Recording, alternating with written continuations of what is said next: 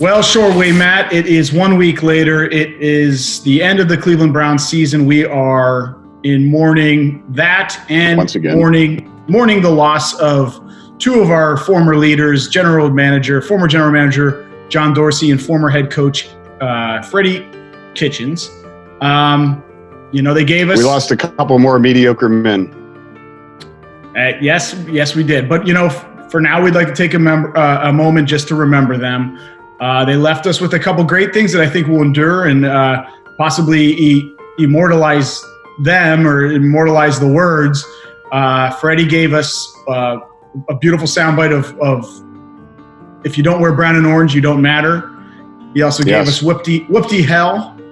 Whoopty hell, yes. And John Dorsey so famously said, "We're going to awake the sleeping giant." And gum sales in the Cleveland area skyrocketed as a result. These were the salve that this long-suffering fan base desperately needed. Coach Kitchens, for all his service time, should also be remembered for taking a Super Bowl contender to a 6-10 record. And we are back once again consistently in the same spot that we started, remarkably behind the position we were a year ago. You'll be missed, both of you. Buddy boy. Yeah. So one thing we learned with the firing of Fred was not a surprise, but the dismissal of John Dorsey was. And again, Nikki, the only thing I see here is just chaos at the top of the Browns organizational chart here. It's palace intrigue, innuendo, rumors. Everyone's getting interviewed, blah, blah, blah. It sounds like there are real dysfunctional problems over here. So what do you see going on in Berea or Tennessee or La Jolla? Well, I mean, before I thought it was pretty easy to interpret. We had Dee Haslam at the top. We had her right arm, John Dorsey, left arm, Dee Podesta. That was the old power structure. Well, where does that put Jimmy then? Where's he? Jimmy was maybe pumping gas. Maybe he's the asshole. I don't know. But that's in the past. I mean, that is in the past. So right now, I mean, we have to try to understand and make an estimation of what this power structure is now.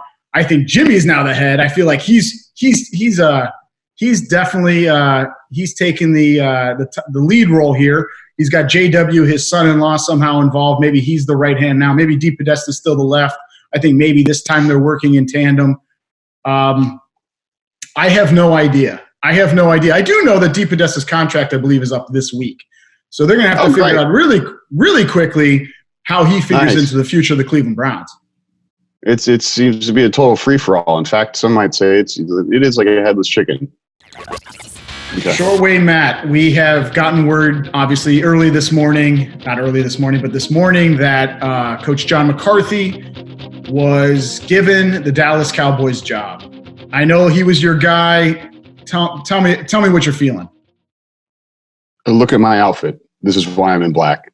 The hope for a strong leader with institutional control who will bring discipline and substance to the Browns is now lost, along with all their hope. Get ready for 7-9 again next year. So you don't have you look rather festive with your attire today. So go on. You seem to be holding out hope for the coaching position in the future of the Browns. I feel like this is a good group of candidates. I was not high on McCarthy. I was a little afraid that the game passed him by, so I was very happy to see him taken by the Dallas Cowboys. I understand he has the best head coach record. He's won a Super Bowl, but really those are just Aaron Rodgers stats to me. I don't see anything that interesting. And honestly, on his way out, Aaron Rodgers very,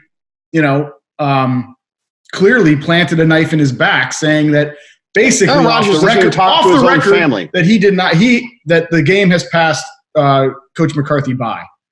And then honestly, to make matters worse, he goes on he has his PR 60 Minutes interview with Tom Pelissero and convinces everyone that he's been working with statistical guys and has created his own data group of coaches, whatever you want to call them, scientists in his Wisconsin lab, which he's going to have to move down to Dallas. I just wasn't buying it from the start. Good riddance. Bye-bye. Have fun in Dallas. You're not going to win a Super Bowl there anyways. He's going to be better than the Browns. I'll take you up on that bet. Yep. All right, I think I've pretty clearly and factually established that there's no hope for the Browns, and we're looking for a foreseeable future of sadness once again. But who's your guy then? Who's going to save this organization? I'm gonna stick with Josh McDaniels, and I'll tell you exactly why. And I'll let you answer this, but I'll tell you right now. He has been on the staff of the New England Patriots for 6 of the Super Bowls. I believe he was offensive coordinator for 3 of them, but they had not won a Super Bowl that he was not on the staff. Let's just put that out there. He won a playoff game with Tim Tebow. Yes, Tim Tebow, who he moved up to draft in the first round. He traded 3 picks to draft Tebow in the first round. Got rid of Jay Cutler and hopefully in the new power structure, if he is the coach of the Cleveland Browns, he is not the general manager. So let's leave it there. Hopefully, and let's speak on that. That was 10 years ago. A lot of time Bill Belichick didn't have a lot of great. I mean, he had some success in Cleveland, but his second job is when he really became the head coach he is today. You learn from your first experience. Let's give Josh McDaniels. Is going to be a great coach in the future. Josh McDaniels. All right, go ahead. Josh McDaniels won 6 of his first games anyways as a rookie Denver Broncos coach. And I'm not done here. He's from Northeast Ohio. He went to John Carroll. And some of the staff that he's bringing with him, reportedly, Nick Cesario or this Kevin Ziegler, are both from Northeast Ohio. Not that I think that even really matters or is a requisite, but I find it interesting. That might show a little bit of loyalty to the area. His dad was a famous high school head coach, Tom McDaniels. He's done a 5-page report. He possesses a 5-page report given to him by Bill Belichick, which he considers his Bible, and it's about how to be a good head coach. He possesses the football Bible. What else do you what says chosen one other than possessing the football Bible given to you by Bill Belichick, the best coach in NFL history? Matt? Well, it's that visor for one. I would ask to find people of Indianapolis and Denver what their experience was. And so why, in this case, would you agree to take that Indianapolis job yet return to New England? The only plausible scenario and a reasonable person would agree is that he was been promised the Patriots head coaching job upon the retirement or death of Belichick, if either of those things ever happens. So I don't know where this talk is. Like all of a sudden he's just going to come to Cleveland out of the blue now. And furthermore, you can't trust a guy with a visor like that, you know? I mean, all it does is show off that you still have hair on top of your head.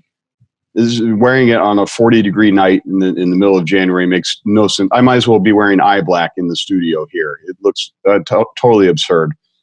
The visor coaching tree is what? Steve Spurrier and Lane Kiffin. It's too much style and too little substance, and I do not trust Josh McDaniels to bring any kind of authority to a young football team, which is desperately in need of, like, guidance and whatnot. He's not the guy.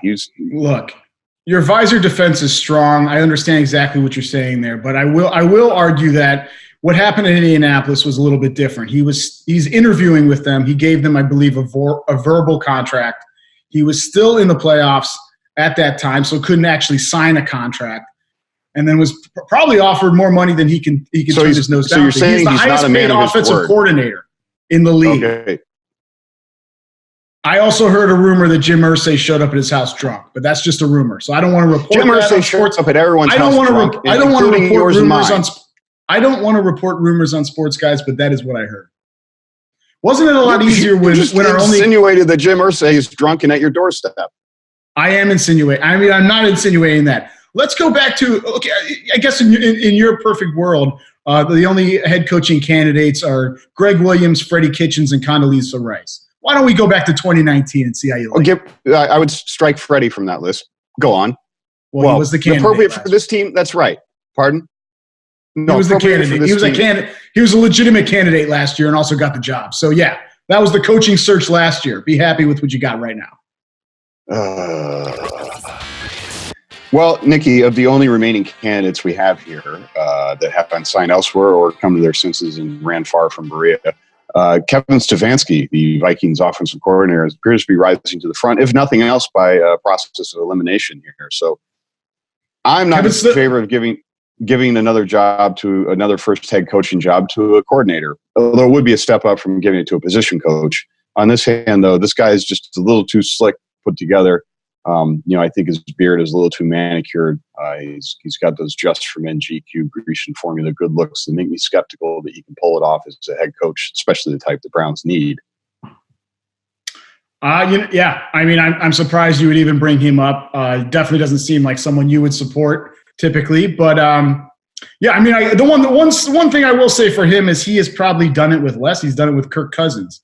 He's winning with Kirk Cousins. Is a great quarterback. You see what Kirk Cousins did yesterday? He won a playoff game in New Orleans.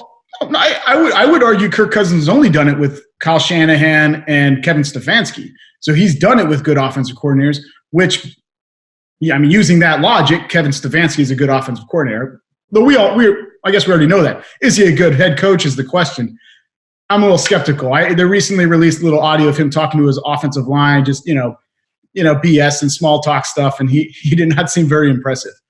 But maybe they caught him at a bad moment. I don't know. If that was the best thing during an entire mic'd up practice, I'd be a little worried. Fair enough.